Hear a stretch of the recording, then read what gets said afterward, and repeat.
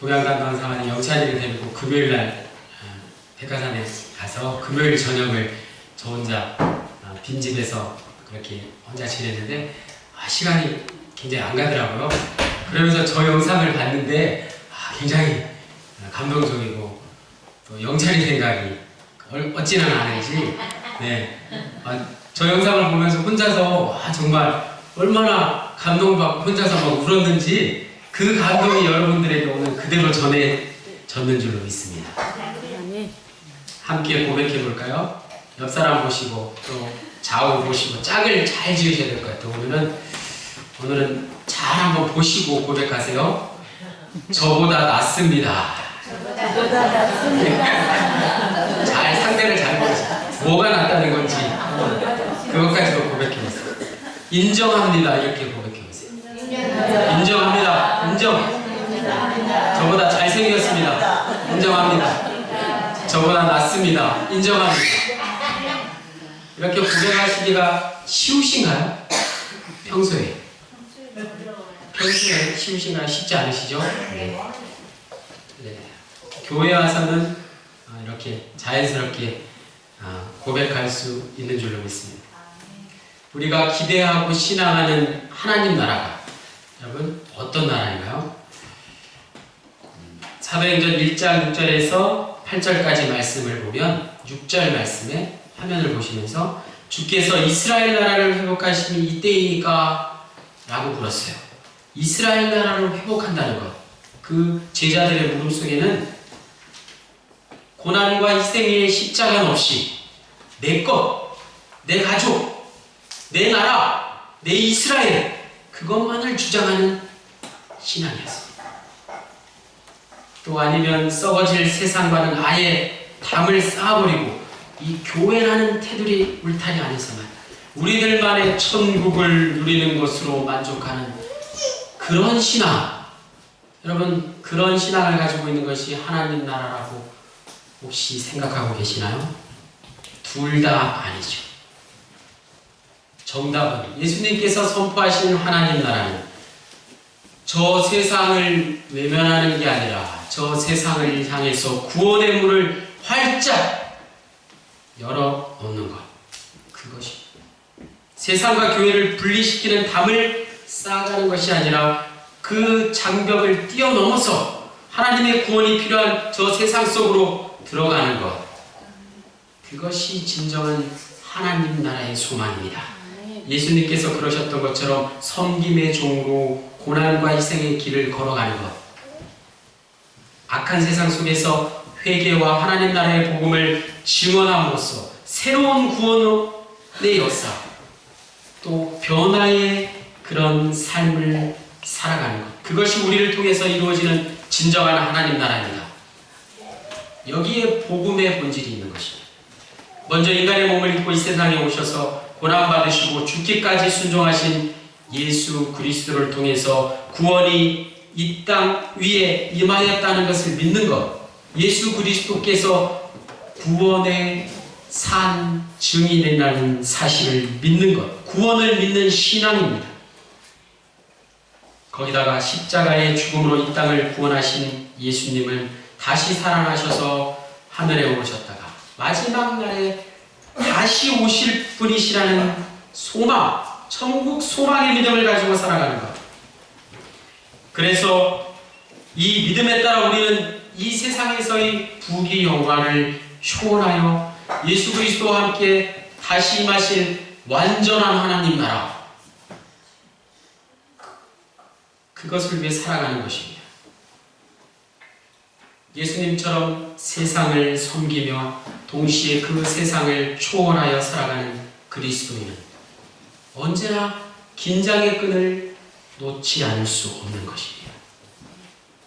예수님께서 선포하신 하나님 나라는 언제, 어디서, 어떻게 시작될 수 있을까요? 우리가 잘 아는 사도행전 1장 8절 말씀이 너무나 중요합니다. 여러분 사도행전 1장 8절 말씀 너무나 잘 아시죠? 오직 성령이 너희에게 임하시면, 이 말씀이 중요합니다. 먼저 오직 성령이 너희에게, 우리에게 임하시면 무엇이 임한다고요? 성령. 성령이 임하십니다. 그리스도의 증인이 된 우리를 통해서 성령이 먼저 우리에게 임하신 후에 예루살렘과 온 유다와 사마리아와 땅 끝까지, 저 세상 끝까지 이르러 하나님 나라가 확장되어 나갈 것이라는 말씀입니다. 오늘은 50일 전도 운동 결산주일이지 않습니까? 그래서 지금까지 7주 동안 우리가 나눈 말씀, 가정단주일 한 주를 빼먹었는데 그 말씀들을 정리하면서 이렇게 말씀을 전하겠습니다. 첫 번째, 노아와 아브라함과 모세, 노아, 아브라함, 모세를 통한 언약의 말씀들. 이 말씀이 놀랍게도 우리가 말씀을 볼 때는 구약의 말씀을 가지고 말씀을 나누는데 사도행전 2장 1절로 4절 말씀, 오늘 본문 말씀에 고스란히 담겨져 있다는 말씀입니다. 다시 한번 사도행전 말씀을 통해서 노아와 아브라함과 모세를 통한 언약의 말씀이 선포되고 있다는 사실입니다. 사도행전 2장에서는 오순절에 일어난 놀라운 성령 강림 사건을 자세하게 묘사하고 있습니다. 4절에 언급된 다른 언어, 4절 후반부에 다른 언어들로 말하기를 나오죠. 다른 언어란 우리가 생각하기 쉬운 고린도전서 14장에 나오는 방언과는 다른 것입니다. 고린도전서 14장에 나오는 방언, 그것은 천사의 말, 즉 신비한 영적인 언어, 그래서 전혀 알아들을 수 없고 통역이 필요한 그런 언어를 가리키는 것이라면, 오늘 본문 4절에 나오는 다른 언어는 말 그대로 다른 나라의 말, 곧 외국어의 의미입니다. 성령을 받은 사람들이 성령이 시키는 대로 다른 언어로 말하기를 시작했을 때 6절에서 8절 말씀처럼 사람들은 각각 자기의 방언으로 제자들이 말하는 것을 듣고 우리 각 사람이 난 곳 방언으로 듣게 된 것이 어찌 되느냐라고 신기하게 여기며 외쳤던 것입니다. 성령을 받자 이런 신비하고도 놀라운 일이 일어났다는 사실입니다. 즉 우리가 한국 사람인데 일본 사람이 한국말로 기도하고 있는 것을 우리 한국 사람이 듣게 되는 것이죠. 반대로 일본 사람이 한국 사람이 기도하는 걸 들었는데 한국 사람이 일본말로 기도하는 것을 들었다는 그런 말씀입니다. 무엇을 의미합니까? 천하각국으로부터 모여든 사람들이 오순절 성령의 역사를 통해서 모든 언어의 장벽을 뛰어넘어 하나님의 음성을 듣게 되었다는 말씀입니다. 이러한 언어의 이적이 어디서 나왔나요? 바벨탑 사건에서 하나님에 의해서 그들의 언어를 혼잡케 했던 인류의 언어가 오늘 누구에 의해서? 성령에 의해서 다시금 기적적으로 통합되었음을, 회복되었음을 증거하는 말씀입니다. 또한 노아를 통해서 주셨던 온 세상과 인류를 향한 하나님의 영원한 언약, 그 속에 담겨있는 언약과 복음의 보편성이 이제 성령의 역사를 통해서 이 땅 가운데 실현되고 있음을 보여주는 놀라운 사건이었습니다. 하나님은 아브라함과의 언약에서 한 사람을 통해서, 아브라함과의 언약의 핵심은 한 사람 한 사람을 통한 새로운 구원의 역사였습니다. 다시 3절 말씀에 성령의 역사가 마치 불의 혀처럼 갈라지는 것들이 어디에? 각 사람 위에, 그들에게 보여 각 사람 위에 하나씩 임하였더니 라고 증언하고 있습니다. 한 사람 한 사람에게 임하는 성령의 역사, 한 사람 한 사람을 통해 새롭게 시작되는 구원의 사역. 우리는 여기에서 아브라함 언약에서 임했던 한 사람을 통한 새로운 구원의 역사를 사도행전 말씀을 통해서 다시 한번 발견하게 된 것입니다. 성령 강림 사건이 일어난 오순절은 유대 절기에 볼 때 7.7절, 출애굽기 34장 22절에 나오는 7 7번 곱하는 거. 7, 7, 49죠? 그래서 그 다음 날이 50일 되는 날. 오순절을 지켰다고 했습니다. 또한 그날은 새로운 곡식의 첫 열매가 나오는 맥주절을 의미하기도 하는 것입니다. 6월절 이튿날 안식일로부터 7주간이 지난 50일째를 말하고 있는데, 구약에서 증언한 이 오순절이 신약에 와서, 사도행전에 와서 예수님 당시 유대인들은 이스라엘이 애굽을 탈출할 때 50일 만에 모세가 시내산에 올라가 십계명을 받았다고 해서 다시 오순절의 의미를 그렇게 지키기도 하였던 것입니다. 시내산에 우레와 번개소리, 불과 빽빽한 구름이 가득한 그 시내산에서 모세가 십계명과 언약의 말씀들을 받음으로써 당시 오합지졸과 같은 이스라엘 백성들이 어떻게 되었죠? 거룩한 선교 공동체로 부름받을 수 있었습니다. 말씀이 이어지고 있나요? 이제 오순절 다락방에서 무기력하게 흩어졌던 제자 공동체가 하늘로부터 들리는 급하고 강한 바람 소리와 불의 혀가 갈라지는 것처럼 임하는 성령의 강림을 통해서 새로운 하나님 나라의 백성 공동체로 세움받았던 것입니다. 구약의 모든 말씀이 오늘 사도행전 본문과 밀접하게 연관되고 있습니다. 두 번째, 다윗과 예레미야와 이사야를 통한 언약의 말씀입니다. 사도행전 2장 33절로 36절에서 베드로는 이러한 성령 강림의 역사가 먼저 다윗을 통해 주신 영원한 하나님 나라에 대한 언약의 성취라고 말하고 있습니다. 하나님께서는 다윗에게 영원한 왕국을 약속하셨고 다윗이 태평성대를 이루었지만, 그러나 다윗은 죽어서 그의 무덤만 남아있고 이스라엘 왕국은 오래전에 멸망하여 이 땅에서 사라져버렸던 것입니다. 하지만 그 언약은 살아있었습니다. 예수님께서 약속하신 성령이 강림함으로써 하늘 보좌 우편에 앉으신 예수 그리스도와 함께 다윗에게 약속한 영원한 하나님 나라 역사가 새롭게 시작된 것입니다. 예수 그리스도가 다윗의 족보를 통해서 나왔다는 사실, 다윗을 통해서 예수 그리스도의 그런 새로운 다윗의 언약이 예수 그리스도를 통해서 이어지고 있다는 말씀입니다. 또 예레미야 선지자는 어땠습니까? 두려워 떨고 있는 예레미야 선지자의 입술에 하나님께서 손을 대시고 예레미야 1장 6절 말씀, 내 말을 내 입에 두었느니라. 예레미야의 놀라운 소명의 장면을 우리는 기억합니다.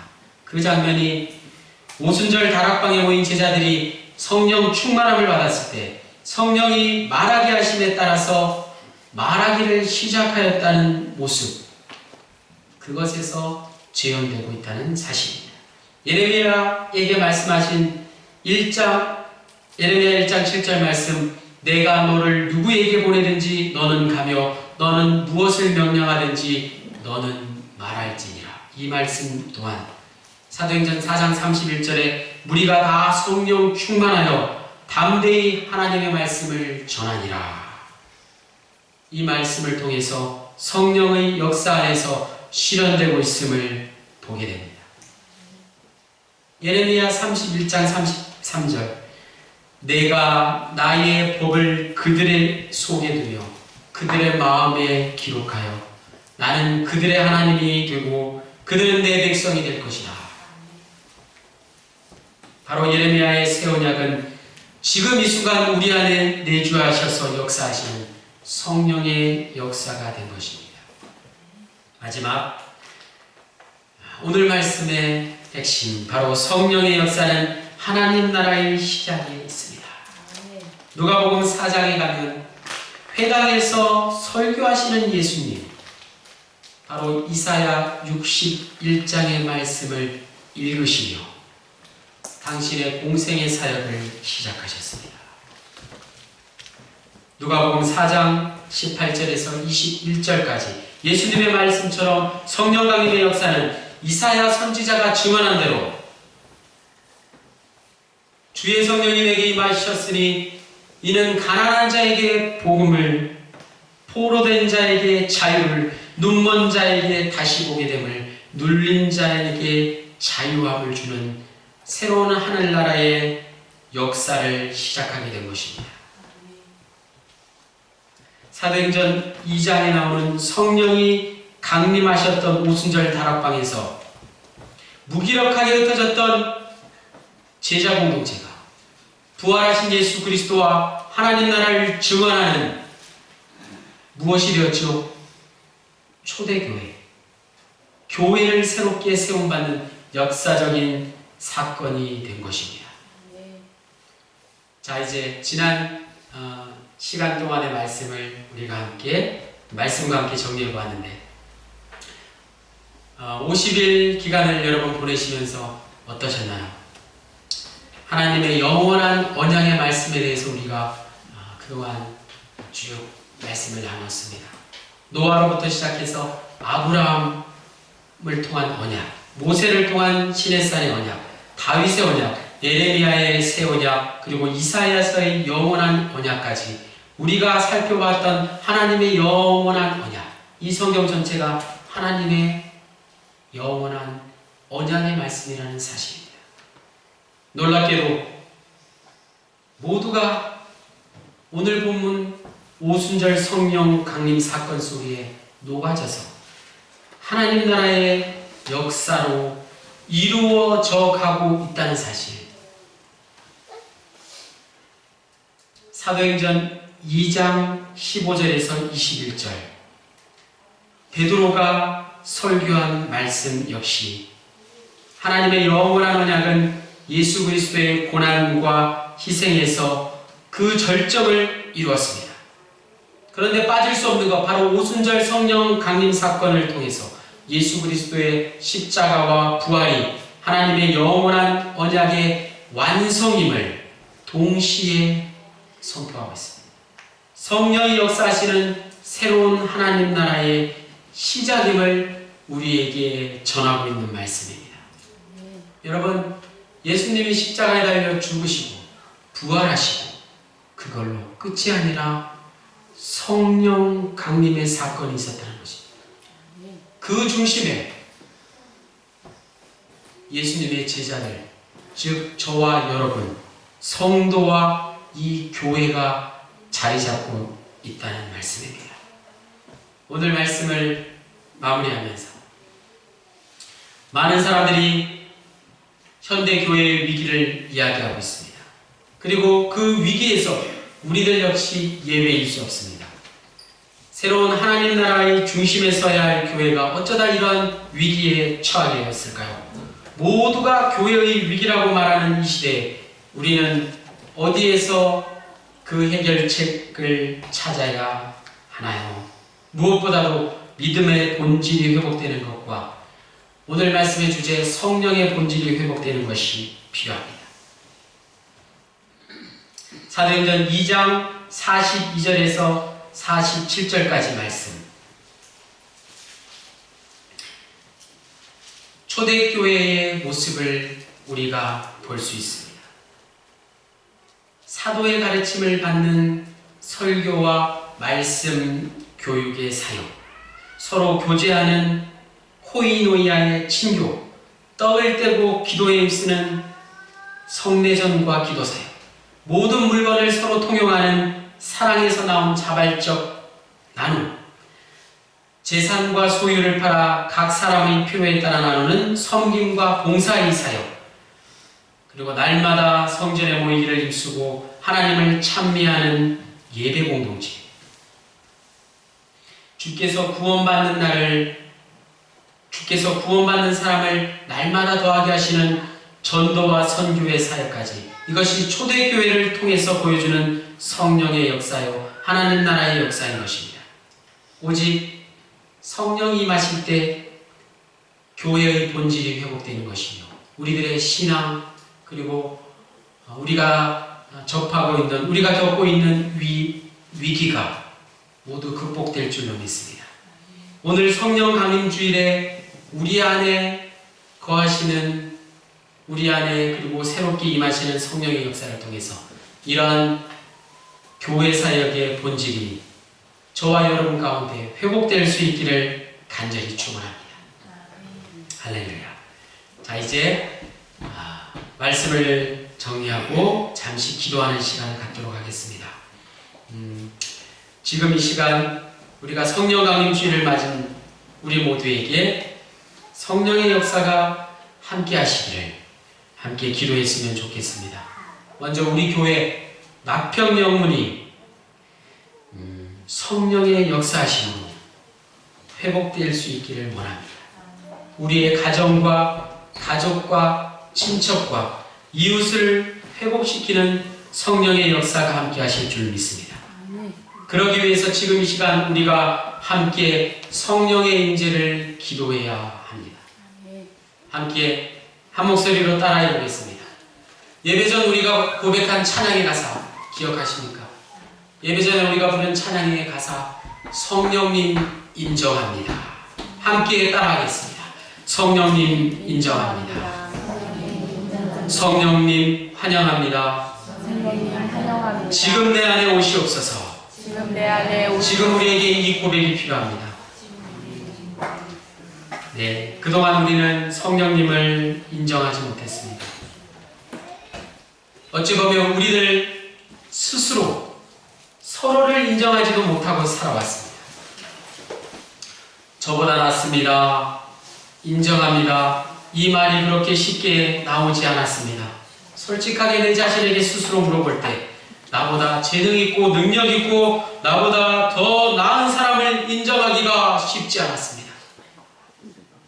하물며 나보다 선하고 믿음 좋고 나보다 더 칭찬받는 사람을 질투하고 미워하기까지 했습니다. 그러니 어찌 성령님을 인정할 수 있겠습니까? 사도행전 19장 2절 너희가 믿을 때 성령을 받았느냐 이르되 아니라 우리는 성령이 계심도 듣지 못하느니라. 성령이 계심도 듣지 못하였노라. 초대교회 제자들처럼 성령님을 알지도 못한다고, 듣지도 못한다고, 듣지도 못했다고 솔직히 고백해 보시다. 성령님을 인정하지 못했으니 당연히 진심으로 성령님을 환영하지 못했습니다. 한 번도 내 마음에 모시지 못했습니다. 마지막으로 한번 따라해 보기를 원합니다. 당신의 마음, 거룩한 마음, 당신의 마음 담기 원합니다. 당신의 마음 우리에게 임하시옵소서 라고 고백하면서 지금 이 시간 성령님을 인정합시다. 저와 여러분의 영혼을 살리시고 가족과 친척과 이웃의 영혼까지 구원하시며 이 교회, 우리가 사랑하는, 우리가 몸담고 있는 이 교회, 그리고 우리가 사랑하는 저 아름다운 낙평 땅, 우리의 고향 낙평 땅을 물된 동산과 같이 축복하시는 성령의 역사가 우리 모두에게 늘 함께 하시기를 우리 다 함께 기도하시겠습니다. 이 시간 잠시 두 손 모으고 두 눈을 감고 성령님의 임재를 간절히 바라는 마음으로 기도하시겠습니다. 사랑의 하나님, 주님, 그동안 우리가 성령님을 인정하지 못했습니다. 성령님을 내 마음속에 모시지 못했습니다. 주님 용서하여 주시옵소서. 주님 불쌍히 여겨 주시옵소서. 우리가 성령을 인정하지도 못하면서 우리가 어찌 내 이웃을, 내 형제 자매를 인정하며 살아갈 수 있겠습니까? 성령의 은혜 없이 우리가 그 누구도 그 무엇도 인정할 수 없는 이기적인 나의 삶이오, 주님, 나의 그 그 불행한 삶을 돌이켜보기. 주님, 성령님을 인정할 때 모든 것이 회복될 줄 믿습니다. 주님 도와주시옵소서. 성령 하나님, 이 시간 우리와 함께하여 주시옵소서. 성령의 임재 속에 우리가 모든 일을 능히 감당할 수 있습니다. 성령님 인정합니다. 오늘 이 고백만이 우리의 진정한 고백 되기를 원합니다. 성령님 인정합니다. 성령님 환영합니다. 성령님 우리 마음속에 임재하여 주시옵소서. 오늘 이 시간 사랑하는 주의 백성들 모두에게 거룩한 성령님의 임재하심이 지금부터 영원까지 늘 함께 하시기를 예수 그리스도의 이름으로 간절히 기도합니다. 아멘. 할렐루야. 자리에서 일어나셔서 예배전에 부른 찬양 성령님 인정합니다. 함께 찬양하시고 축도하심으로 예배를 마치겠습니다.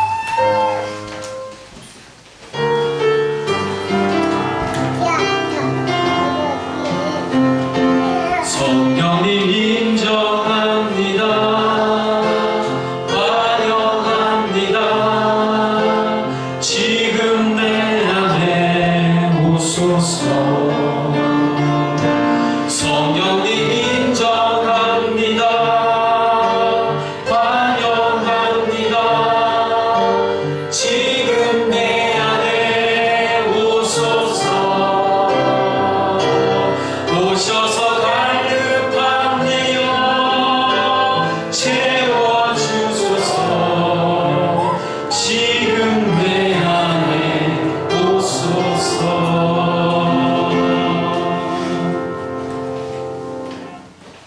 지금은 그 크신 하나님 아버지의 사랑과 우리를 돌보시는 성령님의 은혜와 예수 그리스도의 십자가의 보혈이 성령님을 인정하기 원하는 사랑하는 주의 백성들 모두에게 영원토록 함께 하시기를 간절히 축원하옵나이다. 아멘. 할렐루야. 사랑의 하나님 감사합니다. 성령 강림 주로 예배할 수 있게 하시고 당신의 마음, 거룩한 마음을 담게 하옵소서. 우리에게 성령님 임하시옵소서. 성령 하나님, 우리와 늘 함께 동행하시고 우리의 모든 삶 가운데 역사하여 주시옵소서.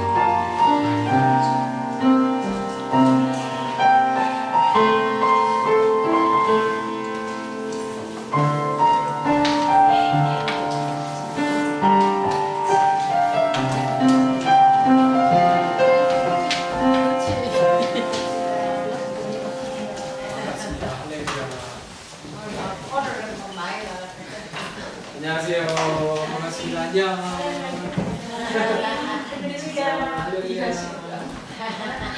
반갑습니다.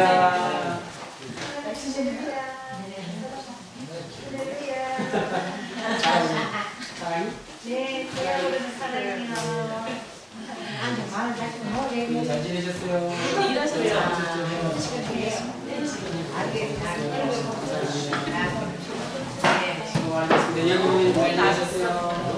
힘들지 않으셨어요? 수고하셨습니다.